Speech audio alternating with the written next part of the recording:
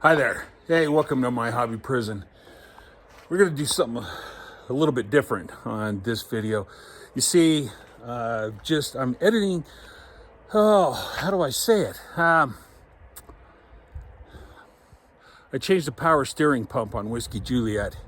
Easy job, really easy, except that I did it. And so what I've done is a video recorded me changing out the power steering pump on Whiskey Juliet, but the way I did it was just stupid, which is what I do. So what I'm going to do is at the first part of the video, I'm going to edit this part in, and I'm going to show you what I should have done, and then show you what I did do. However, at the end of the video, I got so involved in replacing that power steering pump that I forgot to record a lot of it. I recorded getting it out and finally when it was back in, but I forgot to record putting it in. Anyway, so right now I'm going to tell you what I should have done, and hopefully you'll learn from my mistakes. So the first thing is take off this radiator hose. It's not hard, it's easy. I didn't do it, and I didn't take that air box off for the air filter either because I didn't want to. Well, basically I was just trying to save myself a step, and I didn't want to get coolant all over my driveway, which doesn't matter because my driveway's full of fluid now anyway. But so I was trying to save a step. Don't do that. Take the radiator hose off. You don't even have to take it off. So it's not hard to do. Basically, you just need to loosen this, take this off, loosen this, twist the hose so it's facing up so coolant doesn't come out, and take this off. Take the top off, take the box part off. It'll allow you a lot easier access to stuff down there. About the only thing right that I did do was the serpentine belt, loosen that, and then I took the fluid out of the pump with a turkey baster. So what you want to do is you want to get a number 15. Where can you see my finger? You need to get another 15 socket for this. If you're going to use a breaker bar, you're probably going to want a 12-point socket, but there's not enough tension on there where you need a breaker bar. A 1/2-inch ratchet would do, and then you could use a 6-point socket. So do that, and then right down here on your high pressure line right here, this is a number 20, and you're gonna want this number 20. A crescent wrench isn't going to fit in there, so you're going to want this. You're lucky if you can get a 1/16 of a turn each. So anyway, what you're going to want to do after you take that radiator hose off and that air box is take the tension off the pulley and loosen that belt. Then the first thing you're going to want to do is you're going to want to take your number 20 open-end wrench, and you're going to want to loosen that hard line, that high pressure line, this one.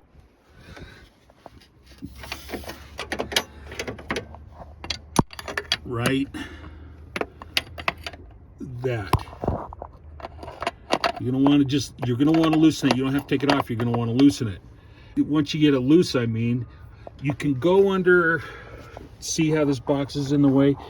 There's 2 hoses under here. Once this is out of the way, access to those hoses under here. There's one on the back. That pulls off this back part, and then there's one underneath. Sorry you can't see them. No. Anyway, those would be a lot more accessible. Take those off. Then this is loose. Those hoses are off. You get a number 13 socket. You go through these holes in the pulley, and you have to twist the pulley and line them up with the bolts in there. There's 3 number 13 sockets. Line them up with the holes in the pulley and take them out. Once you get that, once you get all the 2 hoses from the back, and the hose on the back off, the hose on the bottom off, you get it unbolted from the block. The radiator hose is out of the way. You can now get your number 20 open-end wrench and undo that hard line. And once you get that off, you could take your pump down and to the auto parts store and get the other one. Now, you can get one from Rock Auto, probably at a lot better price, but there's a core charge on it. I didn't want to do that, so I just took my pump down to Napa, and they switched the pulley off. You can get one with a pulley, but the one they had didn't have the pulley, so they traded the pulley for me. It doesn't come off. You have to have a pulley puller. You have to have a pulley puller, but they did that anyway. And then just do the reverse. So what you want to do is you want to take that hard line first, and you want to get it threaded on to your power steering pump. Thread it, not so it's almost tight, but so you've got just a little bit to go to get it, tied on there, because you want to allow that pulley assembly to move so you can get it bolted to the block. Once you've got the screws started that mount the pulley to the block, don't tighten them down. Just get them, I don't know, not even finger tight, but down there. Put the hoses on the, connect the back hose and the bottom hose, connect those back up, tighten up the clamps. Then I want you to tighten up the hardline hose. Then you can tighten it up to the block. Once that's done, put the serpentine belt back on, fill it with fluid, put the radiator hose back on, the air box back on, and turn it on and run it through. Make sure you check your fluid. Now, when I did mine, when I turned the steering wheel, it wouldn't turn at all. I let it run about 10 minutes, and I wrench on it a little bit. I don't know if I was supposed to do that or not, but I just kept, and finally it just broke through, and now it turns great. It does excellent. Not to be redundant, this is what I would have done if I knew what I was doing. You don't need to watch the video now. Just do what I said to do. And then if you want to watch the video, it's kind of entertaining, I think. Anyway, if you have any questions, comments, leave them in the comment box down below, and enjoy the video.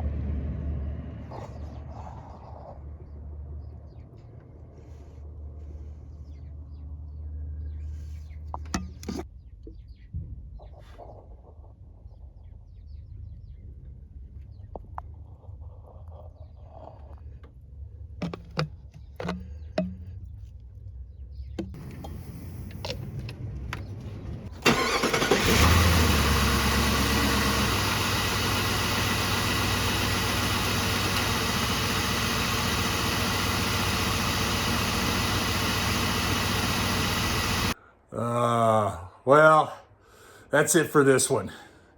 Don't be intimidated by it. It was an easy job. I just made it a lot harder than it should be. If your pump's leaking or if it's squealing like mine was doing both. It was loud and it was leaking, and it was just really easy. Knowing now if I knew then what I know now, I probably could have done it in half an hour, minus the trip to the auto parts store. Don't be intimidated by it. So we're gonna wrap this one up. Join me for the next one where I fix a windshield washer motor and show you how I screw that one up and made more work for myself. That one's gonna be fun too. Thanks again for stopping by my hobby prison. I really hope you're having a great day, and I'll see you on the next one.